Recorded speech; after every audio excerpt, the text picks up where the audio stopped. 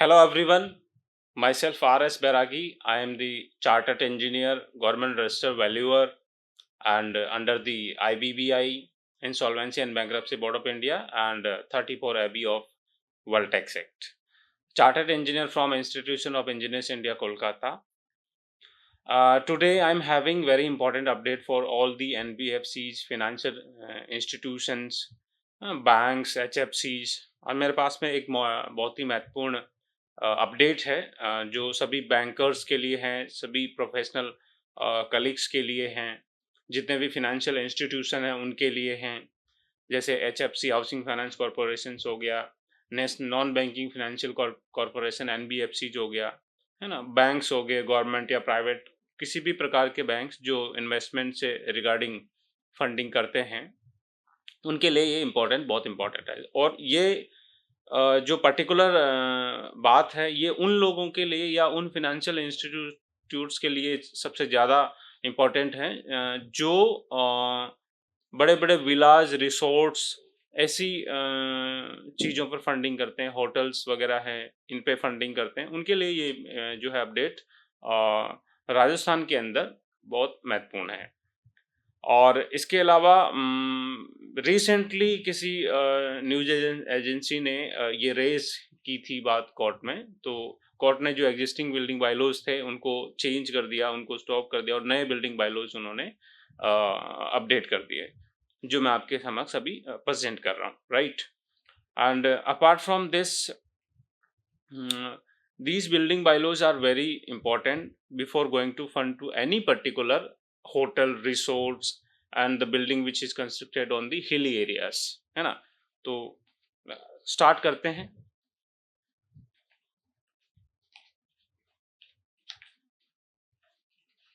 नए building bylaws के मुताबिक जो है पहाड़ों पर निर्माण का दायरा जो है गवर्नमेंट ने घटा दिया है। राजस्थान के लिए ये अपडेट है। और ज़्यादा ढलान अगर है तो उस ढलान के ऊपर मकान, रिसोर्ट्स, होटल्स नहीं बन पाएंगे, फार्म हाउस भी नहीं बन पाएंगे। गवर्नमेंट ऑफ राजस्थान ने प्रदेश के अंदर हिल बायलॉज लागू कर दिए हैं। हिल बायलॉज का मतलब क्या होता है, जो भी स्ट्रक्चर आप पहाड़ी पे बनाते हैं तो उनके कुछ रूल्स रेगुलेशंस होते हैं, उनको हिल बायलॉज कहते हैं। जैसे सिविल लाइन में नॉर्मल आप प्लेन जमीन पे भी हाउसेज वगैरह बनाते हो तो उसके भी बिल्डिंग बायलॉज होते हैं, कितना सेटबैक छोड़ना है ना, किस तरह का कंस्ट्रक्शन करना है, कितनी उसकी हाइट रहेगी, इस तरह के रूल्स बने रहते हैं। लेकिन ये पर्टिकुलर रूल किसके लिए, हिल एरियाज के लिए। और ये इसलिए बनाए गए क्योंकि आजकल जो है ना प्रॉपर्टी डीलर्स भी हो गए, प्लस जो कॉन्ट्रैक्टर्स हो गए, जो बिल्डर्स हो गए, वो जो हिली एरिया उस पर अनाप शनाप कंस्ट्रक्शन कर रहे हैं या ऐसा कंस्ट्रक्शन कर रहे हैं जिससे नेचुरल अपीयरेंस जो है, प्राकृतिक सुंदरता का ह्रास हो रहा है या नेचुरल अपीयरेंस जो है डिग्रेड हो रहा है। इसीलिए इन बिल्डिंग बायलॉज की जरूरत है। तो ये पर्टिकुलर बैंकिंग, एनबीएफसी, एचएफसी के लिए ही नहीं, अपितु जो नए कॉन्ट्रैक्टर्स हैं, जो पुराने कॉन्ट्रैक्टर्स हैं, प्लस जो बिल्डर्स हैं, उनके लिए भी ये बहुत इम्पोर्टेंट है। और पर्टिकुलरली उनकी जो वर्कफोर्स है, जैसे इंजीनियर्स की टीम होती है, प्रोजेक्ट मैनेजमेंट की टीम होती है, एग्जीक्यूशन की टीम होती है ना, तो उनको भी ये चीज़ जानना बहुत इम्पोर्टेंट है। और प्रोबेबली ये भी राजस्थान के लिए हैं, लेकिन ये जो है पूरे इंडिया के लिए भी सर्कुलेट हो सकता है, तो ये बात भी आप याद रखें। और जैसे जो भी पहाड़ी होती है उनको अभी एग्जिस्टिंग में बिल्डर क्या कर रहे हैं, अंधाधुंध कटाई करके उनकी उन पे resort, motels, farm house, amusement park, camping site निर्माण कर रहे हैं, जो अब नहीं होगा। याद रखें आप, राजस्थान में ये अब नहीं होगा जो पहले हो रहा था। अभी तक पहाड़ों पर 60 डिग्री स्लोप तक इसके निर्माण की अनुमति थी। एग्जिस्टिंग जो बिल्डिंग बायलॉज थे पहले, उनमें क्या था कि अगर आप 60 डिग्री तक का स्लोप पहाड़ों पे है, स्लोप मतलब ढलान, तो भी आप उस पे निर्माण कर सकते हो। लेकिन अभी गवर्नमेंट ने उसको घटाकर जो है मिनिमम 15 डिग्री यानी कि 15 डिग्री के अधीन कर दिया है। और अगर 15 डिग्री से ज़्यादा का ढलान है तो वो नो कंस्ट्रक्शन जोन के अंदर गिना जाएगा, जिस पे आप कंस्ट्रक्शन नहीं कर पाएंगे। प्लस पहाड़ी क्षेत्र को 3 श्रेणी में इन्होंने बाँट दिया है, ए, बी, सी यानी कि एबीसी कैटेगरी के अंदर। 8 से अधिक और 15 मीटर ढलान वाले इलाके में निर्माण की ऊँचाई अधिकतम 9 मीटर G+1 ही कर पाएँगे। याद रहें, ये अपडेट्स मैं आपको दे रहा हूँ, 8 से अधिक 8 मतलब 8 से अधिक और 15 मीटर ढलान वाले इलाके में जो निर्माण की ऊंचाई है वो अधिकतम 9 मीटर रह पाएगी, जिसमें G+1 भी इंक्लूड है। मास्टर और जोनल डेवलपमेंट प्लान में भी पहाड़ी क्षेत्रों की श्रेणियों का निर्धारण किया जा चुका है। खास ये है कि जल स्रोतों जैसे नहर हो गया, नाला हो गया, है ना, और स्टॉर्म वाटर हो गया, ड्रेन से दूरी भी इनमें तय कर दी गई है, क्योंकि बहुत सारे नेचुरल रिसोर्सेज है, झरने वगैरह है, तो वो भी उनकी भी सुंदरता में कमी आती है कंस्ट्रक्शन की वजह से, तो उनकी भी एक मिनिमम डिस्टेंस कितनी होनी चाहिए वो जो है जारी कर दी है। भूमि के कुल क्षेत्रफल के 40% भाग में सघन वृक्षारोपण करना होगा। अच्छा, इसके जैसे आपकी कोई लैंड है, अगर आप उसको डेवलप कर रहे हो तो उसका 40% एरिया आपको ग्रीन जोन बनाना ही पड़ेगा। ये नए एग्जिस्टिंग बिल्डिंग लॉज में है। और ये ऐसा क्यों हो रहा है? क्योंकि पर्यटन के नाम पे जो है ना, पहाड़ी क्षेत्र और उनके आसपास के निर्माण अभी हो रहे हैं, और इससे उदयपुर, माउंट आबू, राजसमंद, अलवर, चित्तौड़गढ़, बांसवाड़ा सहित कई शहरों का आसपास का पहाड़ी जो एरिया है वो प्रभावित हुआ है। सूत्रों के मुताबिक पहाड़ों को काट कर कमर्शियल गतिविधि करने से जुड़े मामले में सोमवार को हाईकोर्ट में सुनवाई हुई है। इसलिए नगरीय विकास विभाग को छुट्टी के दिन शनिवार को पॉलिसी जारी करनी पड़ी। यानी कि जो पॉलिसी जारी की गई थी वो छुट्टी के दिन भी जारी की गई थी। क्यों? क्योंकि जो है पर्यटन जो बिल्डर्स हैं या जो डेवलपर्स हैं वो पर्यटन के नाम पे जो ना बहुत सी अलग-अलग पहाड़ी जगहों को काट-काट के उनकी सुंदरता में जो है ह्रास कर रहे थे, सुंदरता उनकी खराब कर रहे थे, है ना? तो उनको बचाने के लिए, नेचुरल रिसोर्सेज को बचाने के लिए ये बिल्डिंग बायलॉज बनाए गए हैं, और इनमें जो है जो फाइनेंशियल इंस्टीट्यूशंस है, बैंक, एचएफसी, एनबीएफसी, उनका योगदान तो है ही है, क्योंकि उनकी टेक्निकल टीम इन बिल्डिंग बायलॉज के अधीन ही फंडिंग कर पाएगी। प्लस जो कॉन्ट्रैक्टर बिल्डर हैं वो भी इसके अधीन ही निर्माण करें। एग्जिस्टिंग निर्माण अगर आप करेंगे तो बेहिचक उस पे बुलडोजर चलेगा और वो तोड़ दिया जाएगा, जिससे आपका नुकसान होगा, समय और धन दोनों का। अब निर्माण के लिए प्रावधान क्या है, one by one upon discuss कर लेते हैं। जो फार्म हाउस है उसका प्लॉट का जो न्यूनतम एरिया है वो 5000 स्क्वायर मीटर रहेगा, या अधिकतम 500 स्क्वायर मीटर एरिया में ही निर्माण आप कर पाएंगे। राइट, जो भी आप फार्म हाउस वगैरह बनाते हैं उनका जो मिनिमम जो एरिया है वो कितना रहेगा, 5000 स्क्वायर मीटर। ओके, और उसमें आप कंस्ट्रक्शन कितना कर पाएंगे, केवल 500 स्क्वायर मीटर के अधीन ही आपको जो है कंस्ट्रक्शन करना होगा। और जो दूसरा इंपॉर्टेंट पॉइंट है फार्म हाउस के बाद में रिसोर्ट का, तो रिसोर्ट के अंदर न्यूनतम जो एरिया है वो 2 हेक्टेयर है, और जो मैक्सिमम एरिया है उसकी जो ऊंचाई होगी, सॉरी, न्यूनतम एरिया तो 2 हेक्टेयर है ही है, 2 हेक्टेयर तो होना ही चाहिए, इससे कम नहीं होना चाहिए। और इसकी जो हाइट रहेगी वो 9 मीटर रहेगी, जिसमें G+1 भी आ गया है।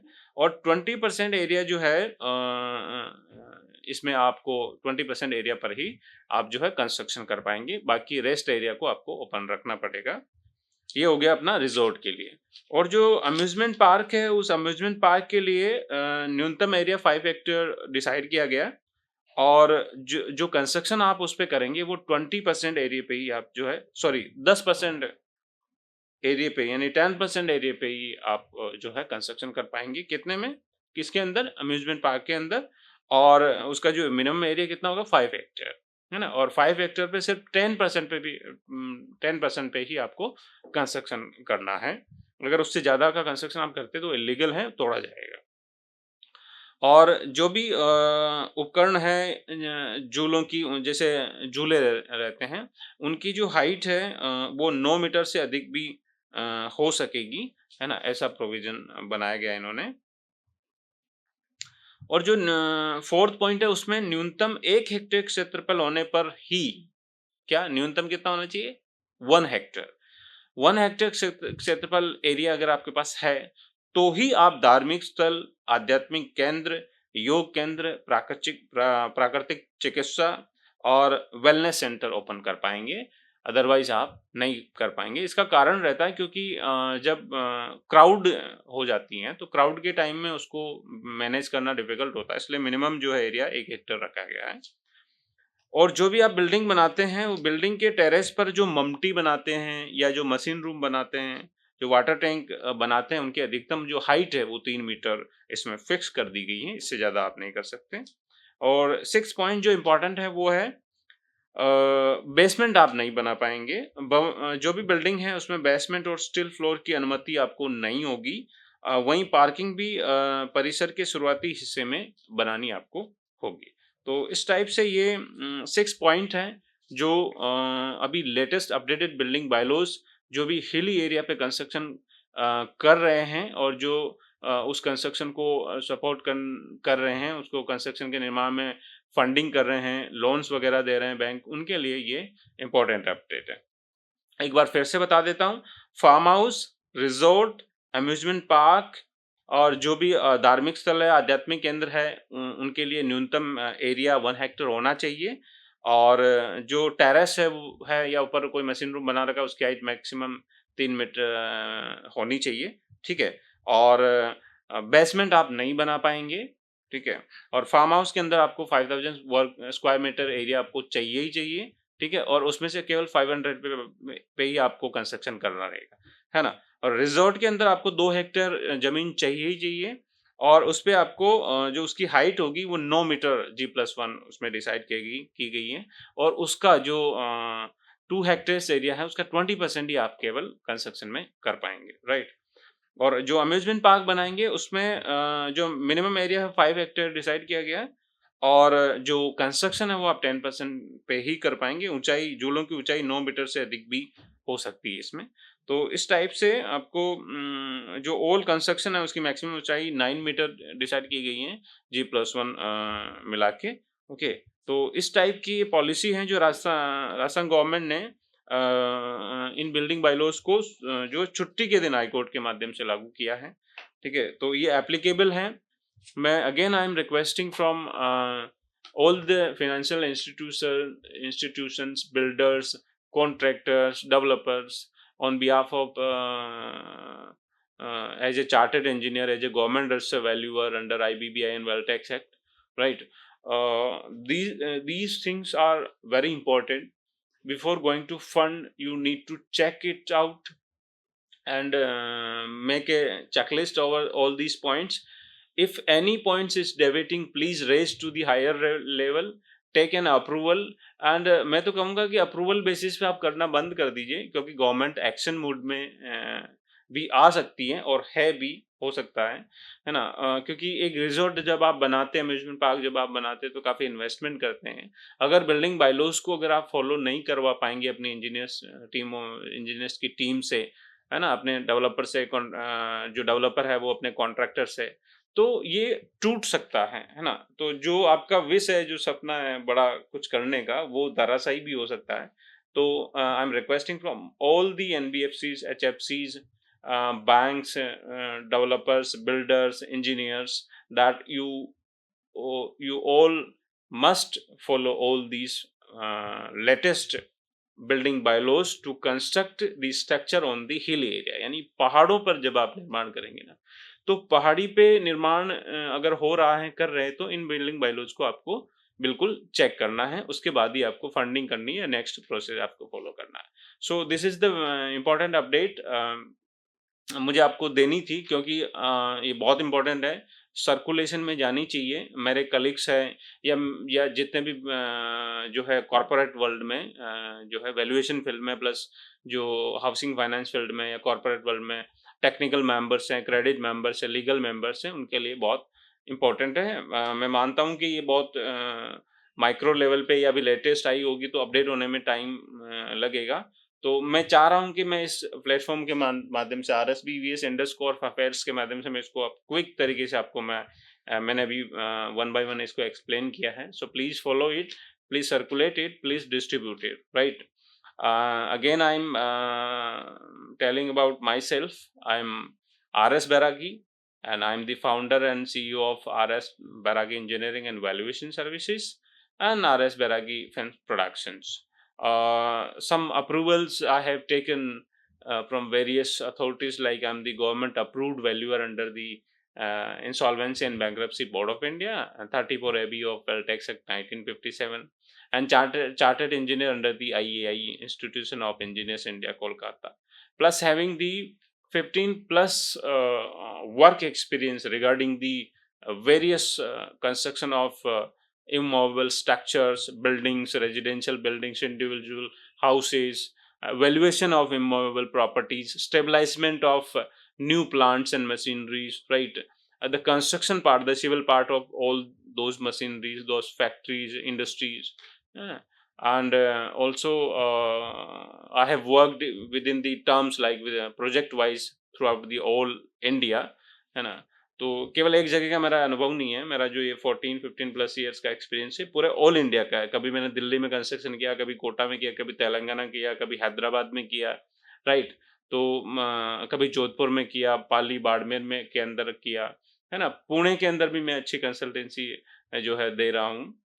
और मुंबई के अंदर भी मेरी अच्छी कंसल्टेंसीज गई हैं बहुत सारे फील्ड्स के अंदर, और जो डीआईसी ऑफिसेज हैं उनके अंदर भी मेरी अच्छी कंसल्टेंसी है, जो नए प्लांट स्टेबलाइज कर रहे हैं उनके लिए, है ना? मैं प्लांट कंप्लीशन सर्टिफिकेट्स भी बनाता हूँ, प्लांट को विजिट करके, है ना? उसका सिविल कंस्ट्रक्शन चेक करके मशीनरी प्रॉपर वर्क कर रही कि नहीं रही, नॉर्म्स के हिसाब से स्टेबलाइज की गई कि नहीं की गई।